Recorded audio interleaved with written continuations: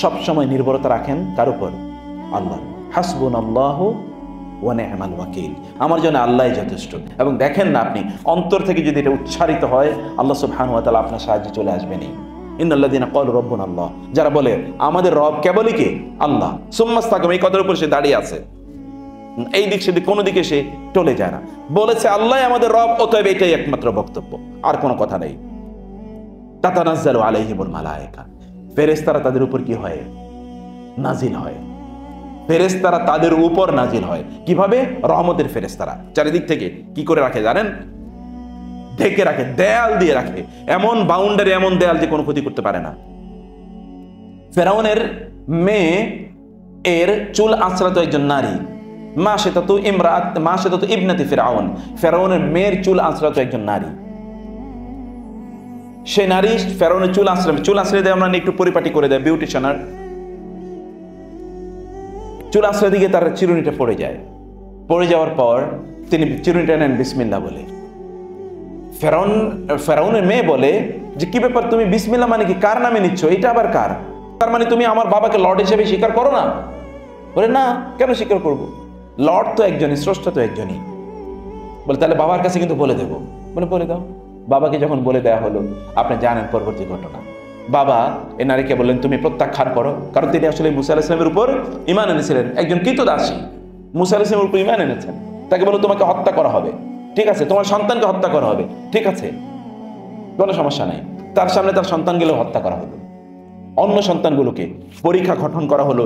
সেখানে আগুন, উত্তপ্ত আগুন, প্রজ্বলিত আগুনে একজন একজন করে তার সন্তানকে নিক্ষেপ করা হচ্ছে। তিনি কিন্তু অটল, ইস্তেকামা যেটাকে বলা হয়, একেবারে দাঁড়িয়ে আছেন, তিনি কিন্তু একটু নয়েন নেই। আপনি চিন্তা করে দেখেন তো, আমাদের সন্তানদের জন্য তো আমরা সবকিছু বিক্রি করে দিতে পারি, ইভেন কি কিডনি বিক্রি করে দিলাম, তারপরে সন্তান বাঁচুক। সন্তানের জন্য মায়েরা এমন কি না আছে যেটা মায়েরা করে না, করতে পারে না। মায়ের সামনে সন্তানকে হত্যা করা হচ্ছে, কিন্তু মা দিন থেকে, আল্লাহ থেকে এতটুকু বিচ্যুত হন না, কারণ তিনি জানেন আসলে সফলতা কোথায়।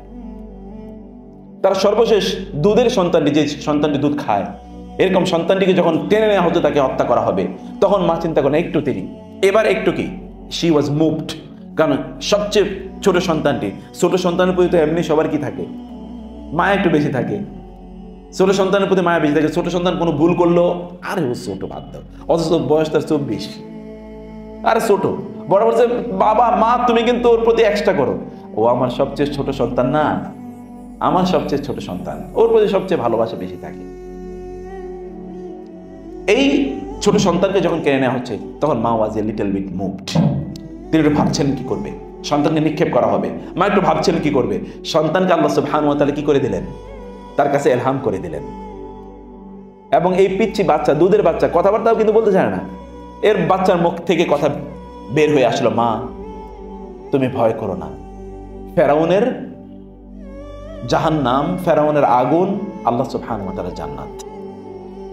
ফেরাউনের আগুন মানে কি, আল্লাহর জান্নাত, তুমি টেনশন করো না। মা এবার আবার ঠিক হয়ে গেলেন, সন্তানকে নিক্ষেপ করা হলো এবং মাকে নিক্ষেপ করা হলো। রাসূলুল্লাহ সাল্লাল্লাহু আলাইহি ওয়াসাল্লাম মেরাজের সময়ে তিনি যাচ্ছিলেন, জিবরিল আলাইহিস সালাম তাকে নিয়ে যাচ্ছিলেন, একটা কবরের পাশে দিয়ে যাচ্ছেন, ওই কবর থেকে সুগন্ধি বের হচ্ছে, সেন্ট। কি বের হচ্ছে? সেন্ট। রাসূল বলেন এই এত সুগন্ধি কোত্থেকে আসতেছে? বলে ওই যে ওই কবর থেকে। বলে কবর থেকে মানে কার কবর এটা? বলে আপনি জানেন না? না। বলে ওই যে ফেরাউনের মেয়েকে চুল আশ্রয় দিত একজন নারী, যেই নারীকে হত্যা করা হয়েছিল তার সন্তানদেরকে, এটা হলো সেই কবর, ওই কবর থেকে এরকম সুগন্ধি বের হয়। সুবহানাল্লাহ, কবেকার ফেরাউন, কবেকার কবর, সেই কবর থেকে এখনো সেন্ট বের হয়। আমাদের কবর থেকে কি বের হবে কে জানে, সেটা আল্লাহ তাআলাই ভালো জানে। কি অসাধারণ! তাতানাজ্জালু আলাইহিমুল মালায়েকাতু আল্লা তাখাফু ওয়া লা তাহজানু, ভয় নাই, ডর নাই। ফেরেশতারা তাদের মধ্যে অনুভূতি তৈরি করে দেয়। অতএব একটি কাজ, এটা কখনোই ভোলা যায় না। যদি আপনি এটা বলতে পারেন, ইব্রাহিম আলাইহিস সালাম বলেছেন হাসবুনাল্লাহু ওয়া নি'মাল ওয়াকিল, তাকে নিক্ষেপ করা হয়েছিল আগুনে, কিন্তু আগুন কি হয়ে গেল? ইয়া নারু কুনি বারদাও ওয়া সালামান আলা ইব্রাহিম, হে আগুন তুমি বারদাও ওয়া সালামান হয়ে যাও ইব্রাহিমের জন্য। বারদান ওয়া সালামান, বারদান মানে হলো কি শীতল, আর সালাম মানে হলো প্রশান্তিময়। আপনি এসির মধ্যে আছেন কিন্তু ঠান্ডা লাগতেছে না, আপনি একটা উষ্ণতা ফিল করছেন, একটা ভালো লাগা। এসিও চলছে, ঠান্ডাও নাই, তার মানে কি এটা অন্যরকম একটা সিচুয়েশন। এটা ওই রকম তিনি ফিল করছেন না, কারণ ঠান্ডাও মানুষের জন্য কি একটা কঠিন একটা কঠিন অবস্থা, একটা ক্ষতি। বরং ঠান্ডার মাধ্যমে বেশি যন্ত্রণা হয়। প্রচন্ড শীতে মানুষ মারা যায়, প্রচন্ড শীতে মানুষ মারা যায়। শীত আপনি অনেক বেশি সহ্য করতে পারেন না, অনেক বেশি। রাসূলুল্লাহ সাল্লাল্লাহু আলাইহি ওয়াসাল্লাম জাহান্নামের বর্ণনা করতে গিয়ে তিনি বলেছেন জাহান্নামের শাস্তির একটা কঠিনতম শাস্তি হলো কি, এটা বরফে পরিণত হবে। শীত ভয়ঙ্কর, শুধু আগুন না, এটা জাহান্নামের মাধ্যমে এটা তৈরি হবে। যাই হোক, আমরা যেটা বলছিলাম, আপনি যদি আল্লাহ সুবহানাহু ওয়া তাআলার তাওয়াক্কুল করতে পারেন, তাহলে ইব্রাহিম আলাইহিস সালাতু ওয়াস সালামের জন্য যেমনিভাবে আল্লাহ তাআলা আগুনকে এরকম শীতল করে দিয়েছেন, প্রশান্তিদায়ক করে দিয়েছেন, আপনার জন্য কি সেটা করতে পারেন না? আল্লাহ কি এখন বৃদ্ধ হয়ে গেছেন নাকি, যে তার শক্তি একটু কমে গেছে আগের চেয়ে? না। তাহলে আমাদের তাওয়াক্কুলটা ওই লেভেলে নাই, অথবা ওই লেভেলের তাওয়াক্কুল হলেই আমরাও সেটা পেতে পারি। বদরের যুদ্ধ, যে যুদ্ধে অসময় একটি যুদ্ধ, তার সৈন্য সামন্ত নাই, অন্যদিকে বিশাল সৈন্য সামন্ত, তাদেরকে তিনি পরাজিত করলেন। হাসবুনাল্লাহু ওয়া নি'মাল ওয়াকিল বলে, আমার জন্য আল্লাহই যথেষ্ট। এবং দেখেন না, আপনি অন্তর থেকে যদি এটা উচ্চারিত হয়, আল্লাহ সুবহানাহু ওয়া তাআলা আপনার সাহায্যে চলে আসবেনই। আর 2 নম্বর বিষয় হচ্ছে মানুষের জন্য করবেন, যাই করবেন, যতটুকু আপনার করছেন মানুষের জন্য করুন। এবং বিশ্বাস করবেন, মানুষের জন্য যদি আপনি করেন, আল্লাহ সুবহানাহু ওয়া তাআলা আপনাকে তো অপমানিত করবেনই না, আল্লাহ সুবহানাহু ওয়া তাআলা আপনার সম্মান এবং মর্যাদা এতটা বাড়িয়ে দেবেন যে প্রত্যেকটি জায়গায় আল্লাহ সুবহানাহু ওয়া তাআলা, যেখানে আপনি যান সেখানে আল্লাহ সুবহানাহু ওয়া তাআলা আপনাকে সম্মানিত করবেন। এটা আল্লাহ সুবহানাহু ওয়া তাআলার দায়িত্ব, কারণ আল্লাহর সৃষ্টির জন্য আপনি করেছেন। আল্লাহর কাছে সবচেয়ে প্রিয় হচ্ছে মানুষ আল্লাহর সৃষ্টির জন্য করা। আপনাদের ওই কথা মনে আছে, বুখারী হাদিস এবং 2 বর্ণনায় আছে, ভয়ঙ্কর এক ক্রিমিনাল, তাকে আল্লাহ সুবহানাহু ওয়া তাআলা ক্ষমা করে দিয়েছেন একটাই মাত্র কারণ একটা কুকুরকে সে পানি পান করিয়েছিল। এবং অন্যদিকে খুবই ব্যভিচারিণী একজন নারীর ব্যাপারে কথা বলা আছে, যে তাকে আল্লাহ ক্ষমা করে দিয়েছেন কারণ সেটা একটা কুকুরকে রক্ষা করার জন্য যদি আল্লাহ তাআলা এইরকম একজন পুরুষ অথবা নারীকে ক্ষমা করেন, তাহলে মানুষের জন্য করলে কি হতে পারে বলেন? কি হতে পারে মানুষের জন্য করলে? রাসূলুল্লাহ সাল্লাল্লাহু আলাইহি ওয়াসাল্লাম তিনি কোনো একজন সাহাবীকে লক্ষ্য করে বললেন, হাকিম ইবনে হিজাম, হাকিম, জাহিলিয়াতের যুগে তোমার মধ্যে এই ভালো গুণটি ছিল এবং এই কারণে আল্লাহ সুবহানাহু ওয়া তাআলা তোমাকে ইসলামের এই নিয়ামত প্রদান করেছেন। একটা ভালো গুণ, খিয়ারুকুম ফিল জাহিলিয়া খিয়ারুকুম ফিল ইসলাম ইযা ফাকিহু। আপনার ভালো কোনো গুণ থাকলে ওইটার সম্মান এবং মর্যাদা আল্লাহ সুবহানাহু ওয়া তাআলা দুনিয়াতে আপনাকে দেবেনই, আখিরাতেও দেবেনই যদি আপনি ঈমানদার হন। অন্যথায় দুনিয়াতে আপনি এর কারণে ভালো সম্মান, মর্যাদা, অবস্থান আপনি পাবেন। মানুষের জন্য কিছু করা। রাসূলুল্লাহ সাল্লাল্লাহু আলাইহি ওয়াসাল্লাম যখন তার উপর কোরআন নাজিল হয়, তিনি খুবই ভীত সন্ত্রস্ত হয়ে যান। তিনি বাসায় ফিরে আসেন, তার স্ত্রীকে বলেন, আমার জ্বর এসছে, আমাকে কি চাদর কম্বল দিয়ে আমাকে তাড়াতাড়ি ঢেকে দাও। তার স্ত্রী বললেন, খাদিজাতুল কুবরা রাদিয়াল্লাহু তাআলা, কি হয়েছে? বলে, এই হয়েছে, temperature is high. Okay, no problem. তিনি তাকে একটু সেবা করে দিচ্ছেন। স্বামী বলছেন যে আমার কি হলো, আমি কি পাগল হয়ে গেলাম নাকি এরকম? না, এটা কখনো হতে পারে না। আপনি কত মানুষের সহযোগিতা করেন, বিপদ আপদে এগিয়ে যান, যারা বৃদ্ধ এবং ইয়াতিম তাদের আপনি সাহায্য করেন। অতএব আল্লাহ সুবহানাহু ওয়া তাআলা আপনাকে অপমানিত কখনোই হতে দেবেন না। এবং তিনি অপমানিত হননি, কোথাও না, তিনি অপমানিত হননি। ওমর রাদিয়াল্লাহু তাআলা আনহু তিনি বলেছেন যে আমরা এমন একটা জাতি ছিলাম, আ'আজ্জানাল্লাহু বিল ইসলাম, আল্লাহ তাআলা আমাদেরকে ইসলামের কারণে, আমরা ইসলাম নিয়েছি, আল্লাহর উপর নির্ভর, আল্লাহর উপর ঈমান এনেছি, এই জন্য আল্লাহ আমাদেরকে সম্মান বাড়িয়ে দিয়েছেন। নাহলে আমরা বেদুইন ছিলাম। আচ্ছা, আরবের লোকদেরকে কারা চিনতো বলেন তো? কি ছিল? বেদুইন।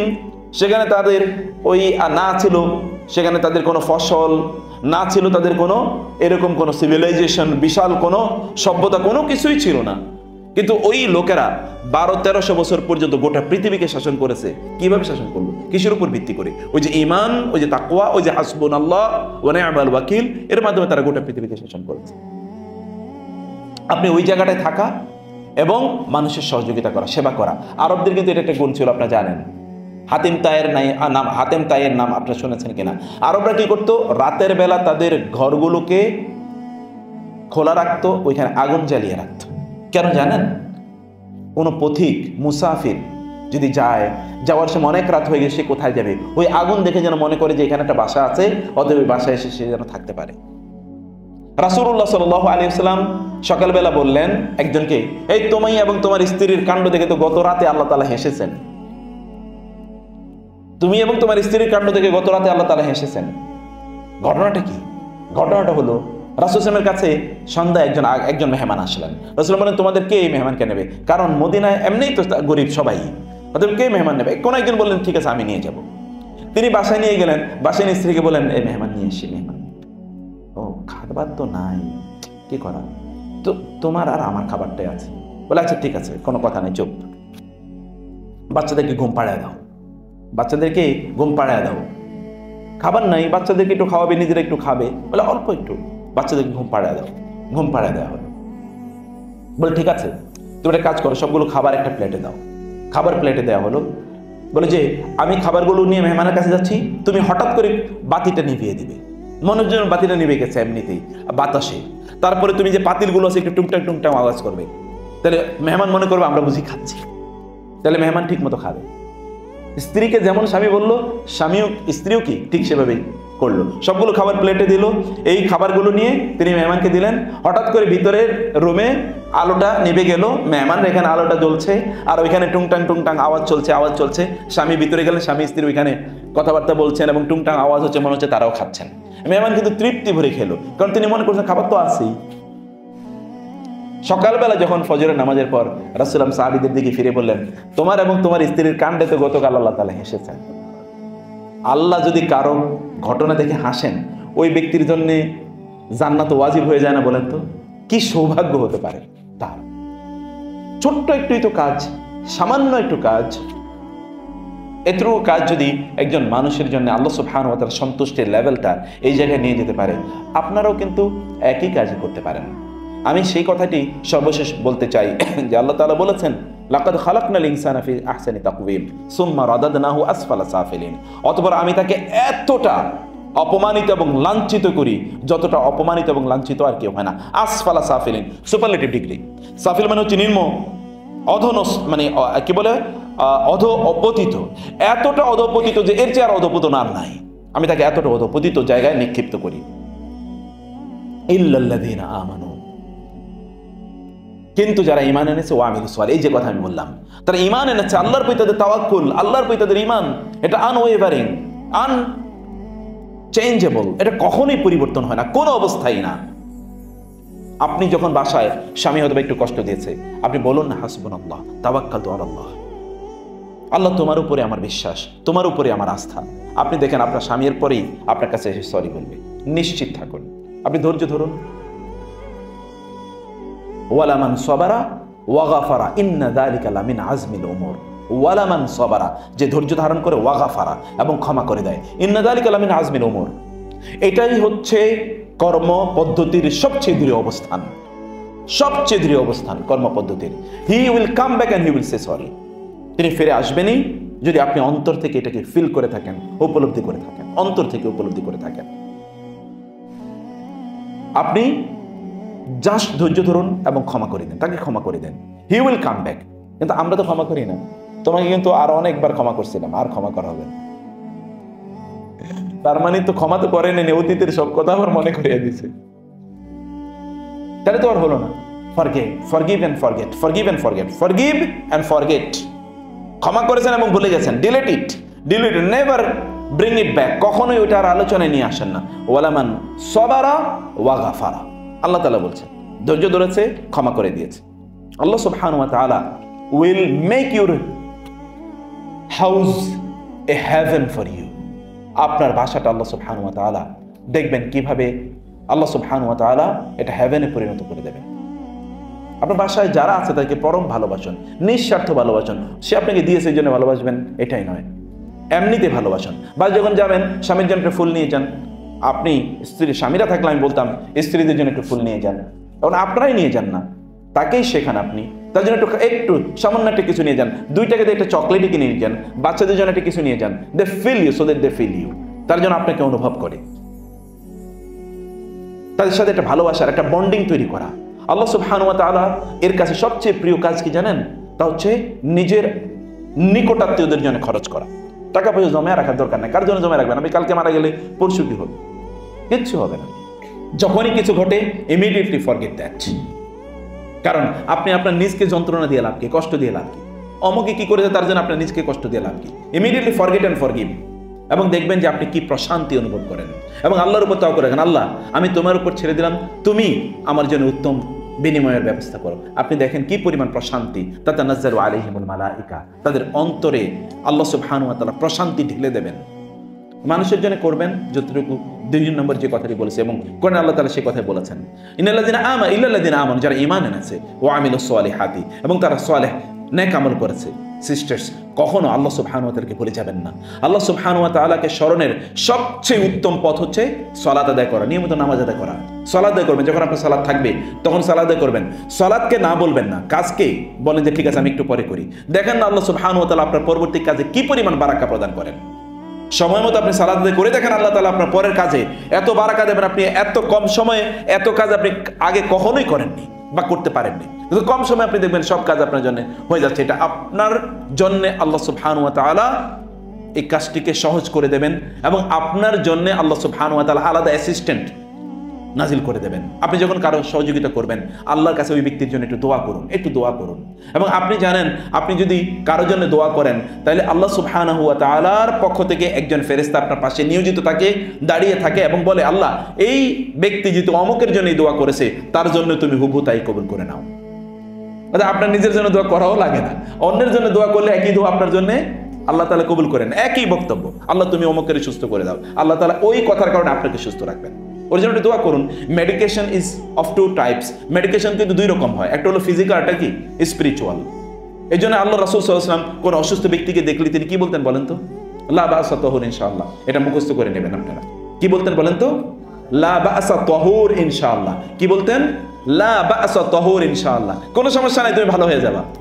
দেখেন তো সাইকোলজিক্যাল বুস্ট, সাইকোলজিক্যাল বুস্ট। হিসনুল মুসলিম নামে একটা বই, আমার মনে হয় স্যার সবাইকে এরকম একটা বই, ছোট্ট দোয়ার এই বইটি উপহার দেওয়া দরকার। আপনার ওই দোয়া, ওইখানে বলা আছে যে অসুস্থ ব্যক্তিকে দেখলে কি বলতে হয়, লা বা'সা তাহুর ইনশাআল্লাহ। অথবা আল্লাহর কাছে দোয়া কর, রব্বান নাস আযহিবিল বা'স ইশফি আনতা শাফি লা শিফাআ ইল্লা শিফাউক শিফাউল লা ইউগাদিরু সাকামা আসআলুল্লাহাল আযীম রব্বাল আরশিল আযীম আর রব্বাল আরশিল কারীম আন ইয়াশফিয়াক। এই দোয়া করা, আমি আল্লাহর কাছে চাই আল্লাহ যেন তোমাকে দ্রুত সুস্থ করে দেন। ওয়া ইযা মারিতু ফাহুয়া ইয়াশফিন, আমি যখন রোগাক্রান্ত হই তখন তিনি আমাকে সুস্থ করে দেন। এটা বলেই দেখেন আপনি একদিকে সুন্নাহ পালনের কারণে সওয়াব পাবেন, অন্যদিকে এই ব্যক্তির জন্য দোয়া করার কারণে আপনার জন্য একই দোয়া ঘটবে। এর কারণে আপনার সন্তানগুলো সুস্থ থাকবে। বিশ্বাস করুন, আল্লাহর কসম করে বলছি, আপনি যদি মানুষের জন্য করেন, আল্লাহ সুবহানাহু ওয়া তাআলা আপনার সন্তান এবং আপনার পরিবারকে তার পক্ষ থেকে নিয়োজিত ফেরেশতা দিয়ে সহযোগিতা করবেন। নিশ্চিত থাকুন আল্লাহ সুবহানাহু ওয়া তাআলা করবেন। তাহলে আপনার টেনশন কোথায়? আপনার কোনো টেনশন নাই তো। Everything is good for you. প্রত্যেকটা জিনিস আপনার জন্য কল্যাণকর। আর একজন মোমেন এতটা কল্যাণকর যে মোমেন যাই করে না কেন এটি কল্যাণকর হয়, হতে বাধ্য, যদি তার নিয়তটি, যদি তার পদ্ধতিটি ঠিক থাকে। আল্লাহ সুবহানাহু ওয়া তাআলা আপনাদের এই সিজেরেমে আপনাদের অংশগ্রহণটাকে কবুল করে নিন এবং আপনাদের এখানকার সার্ভিসটাকে আল্লাহ সুবহানাহু ওয়া তাআলা সিনসিয়ার মোস্ট করুন এবং এটাকে আল্লাহ তাআলা তার ইবাদতের মধ্যে পরিগণিত করে নিন এবং আপনাদের শক্তি, সামর্থ্য, তৌফিক আল্লাহ সুবহানাহু ওয়া তাআলা অনেক অনেক বাড়িয়ে দিন।